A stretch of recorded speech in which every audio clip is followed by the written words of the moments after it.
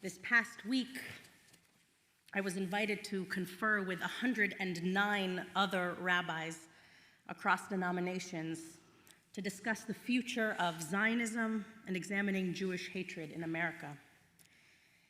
This group of rabbis came from Reform to Orthodox and everything in between, and had the privilege of coming together around an important topic, our future, and learn from incredible thinkers, scholars, and other supporters of the Jewish community, including Dr. Rachel Fish, who has helped Brandeis navigate Jewish hatred on campus and has seen the college campus trend of Jewish hatred proliferate. We were also joined by Congressman Richie Torres, who has not only been committed to fighting Jewish hatred, but standing beside Israel in this most difficult time. There were many others who were there, and I have enough material from this conference for another year's worth of sermons, truly. It was inspiring and motivating and at times very difficult. And I'd like to share some of this with you in this evening in hopes of answering some of the difficult questions we've all been grappling with, while also leaving you with more questions than you came in with. With her permission, I'm going to tell you about the speaker that perhaps moved me the most, Yasmin Ohebetzion.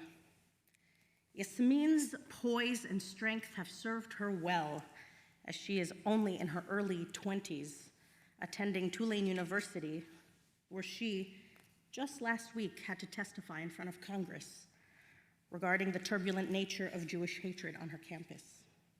She, among other students, have had to maintain their grades while also suffering intolerable mental, emotional, and sometimes even physical conditions in their schools on a daily basis. As a first-generation Iranian Jewish American herself, Yasmin not only fights the fictitious claim that Jews are all one race and color, but also understands the long-standing hatred against the Jewish people, as her family had to flee Iran due to persecution. The campus administration recently tasked her to write about the Jewish hatred she experienced on the campus and send it to the DEI, Diversity, Equity, and Inclusion Department. And this is an organization that is meant to promote the fair treatment and full participation of all people, particularly groups who have historically been underrepresented or subject to discrimination. But she had to wait over 6 weeks before even receiving a response, and suffice it to say, no real action was taken. She shares this in her testimony before Congress, and I really highly recommend that you watch all the students who speak out. It is painful, but also very impactful. They have all suffered due to lack of consequences in the school's policies against Jews. And if this is what's happening on our college campuses now, where are these students who are causing harm going to be in 10, 20 years from now? And are our Jewish students on campus safe? And are they prepared enough to thwart this kind of hatred off? Former Anti-Defamation League head Abe Foxman argues that American Jews have been able to contain Jewish hatred in America for a long time. However, this containment strategy, Foxman contends, fell apart because of two major factors: the internet and an endorsement of the end of civility in American discourse. Foxman called the internet probably the worst significant instrument that has given legitimacy to anti-Semitism. It's given it a superhighway and a level of anonymity more than we ever could have imagined. Foxman is shocked by the intensity of the hate, and he says, "We studied it. We knew it was coming from left and right, but what surprised me the most was the intensity of the hate and the intensity of the silence. I'm shocked that you cannot find 10 organizations that we, the Jewish community, have stood with in the last 50 years who stood up clearly with us in this moment." Additionally, Foxman discusses the current climate of anti-Semitism at American elite institutions of higher education, where he notes the role of university Middle East centers set up by Arab institutions and donors decades ago. On the face of it, it was benign, Foxman said, noting that even then some universities approached the ADL asking for non-discriminatory agreements with Arab countries so that these centers didn't discriminate against Jews. But we didn't prevent that, and the Middle Eastern centers became Judenrein, a term meaning cleansed of all Jews, with donations in some cases explicitly precluding Israel studies and faculty. Today's academic climate, Foxman contends, is the result of a very deep investment of 2 generations of scholarship and inadequate parallel measures by the Jewish community. And he offers us an example. He'd say, I'd hear of a Jewish person donating $20 billion to a university, and I would ask them, what condition did you put on it? And they'd say, none. These donors did not specify or ask for the funds to support Jewish studies, Holocaust studies, or even Israel studies. And Foxman argues that's our failure. But we should understand that this is a result of 20, 30, even 40 years of investment by Arabs. And I have to say, after reading Foxman's words, not only was I disturbed, I had heard of some of this before, but I was curious and wanted to share more precise numbers with you this evening, and what I found was pretty astounding. Major universities, such as Harvard, Tulane, Rutgers, Stanford, Cornell, Berkeley, and the list goes on, have received enormous funding from Muslim states in the Middle East and the Gulf, including Saudi Arabia, Qatar, and the UAE. According to the Department of Education, between 1986 and October of 2022, colleges and universities received nearly $44 billion from these foreign sources, and nearly a fourth of that, $10 billion, came from Arab individuals, institutions, and governments attached with very specific agendas. Most of the funding came after 9/11, as Arab states, particularly the Saudis, looked to improve their image in the United States. Nearly half of the gifts in the report came from Saudi resources. Additionally, private donors have been very difficult to track, so this is just the tip of the iceberg of the actual gifts that have been received.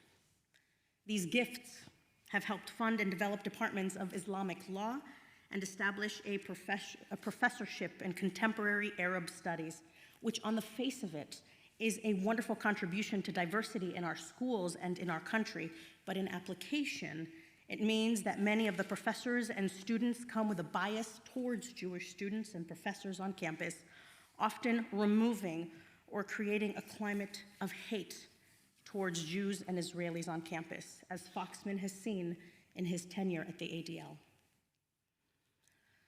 Friends, these are truths that we must contend with. They feel sticky and uncomfortable, but they are real. And the people who are on the front lines of these challenges are our children. And I implore you to look into this more on your own. And I'm not trying to scare anyone. If anything, I'm hoping we will get inspired to do things differently, hopefully maybe a little better. Foxman also attributes current anti-Semitism on campus to a failure of administrative guts on the part of university administrations, which we are seeing and hearing from our college students. I have personally spoken to several dozen of our kids who have shared this experience. Foxman reminds us that it's not about freedom of speech. We know what's permitted to say and what's not, and no one is going to protect the N-word under the auspices of freedom of speech, so no one is going to protect gas the Jews. It's not about speech, it's about behavior. Most universities, Foxman points out, have behavioral codes. You can protest and speak, but you can't stop someone else from going to class. University administrators have the means to act, and they're not acting. And that is what is so frustrating. We don't need task forces on anti-Semitism. We need task forces on how universities can implement their own codes of behavior. They must develop consequences. In Foxman's words, we need to come together and build a new containment strategy. Many of the elements that worked for us before are no longer existent. The most important of those is truth. Anti-Semitism is the big lie. You answer the big lie with truth. Since October 7th, Jewish pride has blossomed. The community around the world stood up and said, I am a Jew, I want to be a Jew. Foxman argues that's the test of the future. How proud will we be of our Jewishness? And to what extent will we stand up? It's not about what they do. It's terrible, it's frightening, it's debilitating. But we can overcome it. It's more about us than it is about them. And the signs now are positive. Quoting the late Israeli Prime Minister Golda Meir, Foxman jokes, Jews don't have the luxury to be pessimists. We believe that out of tragedy, good can come. After destruction, we survive. Then we rebuild. As Rabbi Klein mentioned at the beginning of our service, we have embarked on a magnificent and exciting journey of unifying two historic communities. And in a way, it feels like we are two entities coming together as one, but actually, in reality, we have always been one. We are the Jewish community. In this unifying process, we will have the opportunity to take the best part of ourselves and transport them into our future. The Temple-Tifereth Israel is built on the remarkable work of Rabbi Hillel Silver.